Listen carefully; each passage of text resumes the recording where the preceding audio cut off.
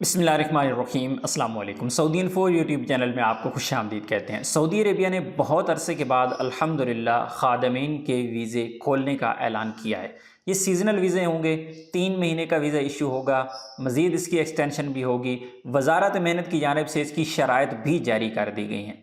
लेकिन यहाँ पर आज की वीडियो के 2 बुनियादी मकसद हैं। एक है आपको फ्रॉड से बचाना और दूसरा है कि आपको वो शराइत बताना कि अगर आप भी ये वीज़ा हासिल करना चाहते हैं तो आपका पहले माइंड सेट बना हो। तो आगाज़ कर लेते हैं कि इसकी बुनियादी शराइत क्या है। सबसे पहली और बुनियादी शर्त इसमें यह है कि ये वीज़े सिर्फ़ उन एजेंट्स को इशू होंगे जो सऊदी अरेबिया में रजिस्टर्ड हैं, जो सऊदी अरेबिया की नज़र में असल में वीज़ा लगवाने के अहल हैं। यूँ तो हर गली मोहल्ले के अंदर एक न एक एजेंसी खुली हुई है, एक न एक एजेंट बैठा हुआ है, लेकिन सऊदी अरेबिया उनको कभी भी वीज़े इशू नहीं करता।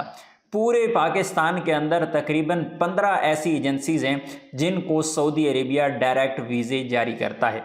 उसके बाद उन 15 एजेंसीज़ के ज़रिए पूरे पाकिस्तान के अंदर वो वीज़े फैल जाते हैं। वीज़ों की पहले जो कीमत होती है वो 2 से 4 गुना तक बढ़ जाती है, क्योंकि हर एक आने वाला एजेंट अपना मार्जिन बढ़ाता चला जा रहा होता है। तो इस तरह वीज़ों की कीमतें आसमानों तक चली जाती हैं और यहीं पर इन्हीं वीज़ों के चक्कर में बड़े बड़े फ्रॉड हो जाते हैं। तो आपको बताने का एक बुनियादी मकसद ये है कि आपने फ्रॉड से बचना है। स्पेशली अगर आपको सोशल मीडिया पे इश्तहारात नज़र आते हैं, खादमीन की वीज़े मौजूद हैं, 2000 सैलरी है, रिहाइश खाना फ्री है, टिकट फ्री है, तो ये सारी चीज़ों में आने की आपको कतन ज़रूरत नहीं है, क्योंकि सऊदी अरेबिया की जानिब से इस बार शराइत को भी मज़ीद सख्त कर दिया गया है। कहा गया है, एक कमेटी बनाई गई है जिसमें कहा गया है कि वो कमेटी बाकायदा तौर पर निगरानी करेगी। अगर कोई भी वीज़ा गलत इस्तेमाल होगा तो फौरी तौर पर उसके ख़िलाफ़ कानूनी कार्रवाई की जाएगी।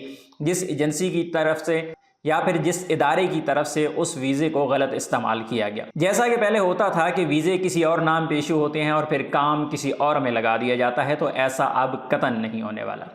एक शर्त ये बताई गई है कि ये वीज़ा 90 दिन का इशू होगा और फिर उस वीज़े को मज़ीद 90 दिन तक एक्सटेंड किया जा सकेगा अगर मज़ीद रिक्वायरमेंट होती है तो। इसी तरह इन वीज़ों का आगाज़ शोबान में होगा और मैक्सिमम मुहर्रम तक एक्सटेंड हो पाएंगे। मज़ीद ये क्या आ गया कि इन वीज़ों के लिए अब मेडिकल इंश्योरेंस भी होगी और वो मेडिकल इंश्योरेंस के ज़िम्मेदार वो मुतल्लका इदारा होगा जो कि अमला अपने काम के लिए हायर कर रहा होगा। और इसमें एक और भी बहुत अहम शर्त डाली गई है कि अब कॉन्ट्रैक्ट होगा। अगर आप भी ये वाला वीज़ा ले रहे हैं तो आपके साथ जो कॉन्ट्रैक्ट होगा, जिसमें सैलरी के मुतल्लका, जिसमें ड्यूटी की टाइमिंग के मुतल्लका और मज़ीद जितनी भी टर्म्स एंड कंडीशंस होंगी, वो एक कॉन्ट्रैक्ट की सूरत में पहले आप उसको साइन करेंगे और इसी तरह आपकी जो कंपनी है उसकी तरफ से अप्रूवल होगी, तब ही वो कॉन्ट्रैक्ट एक्सेप्टेबल होगा।